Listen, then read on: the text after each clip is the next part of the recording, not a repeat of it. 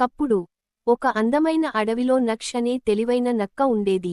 అది తన తెలివితేటలకు చాలా ప్రసిద్ధి చెందింది. అడవిలో ఏ సమస్య వచ్చినా నక్ష్ దానిని పరిష్కరించేది. ఒకరోజు అడవిలోని నది ఎండిపోవడం మొదలైంది. నీరు లేకపోవడంతో జంతువులన్నీ చాలా బాధపడ్డాయి. వాటికి తాగడానికి నీరు దొరకలేదు. నక్ష్ నది దగ్గరకు వెళ్లి చూసింది. నది ఎందుకు ఎండిపోయిందో అర్థం చేసుకోవడానికి అది ఆలోచించింది.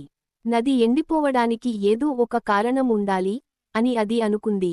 నది ఎక్కడ మొదలవుతుందో తెలుసుకోవడానికి నక్ష్ నది మార్గాన్ని అనుసరించింది. అది చాలా దూరం నడిచింది. నది మార్గంలో ఒక పెద్ద రాయి అడ్డుగా ఉంది. ఆ రాయి నది ప్రవాహాన్ని అడ్డుకుంటోందని నక్ష్ అర్థం చేసుకుంది. అది ఒక్కటే ఆ రాయిని కదపలేదు. దానికి సహాయం కావాలి. నక్ష్ తిరిగి అడవికి వెళ్ళింది. అది అన్ని జంతువులను పిలిచి, మనం కలిసి ఆ రాయిని కదిలిస్తే నది మళ్లీ ప్రవహిస్తుంది అని చెప్పింది. అన్ని జంతువులు నక్ష్ మాట విన్నాయి. ఏనుగులు, ఎలుగుబంట్లు, కోతులు అందరూ కలిసి ఆ పెద్ద రాయిని నెట్టడానికి వచ్చారు. అందరూ కలిసి గట్టిగా నెట్టారు. చివరికి ఆ పెద్ద రాయి కదిలింది. నది ప్రవాహం మళ్లీ మొదలైంది. నది మళ్లీ ప్రవహించడం చూసి జంతువులన్నీ చాలా సంతోషపడ్డాయి.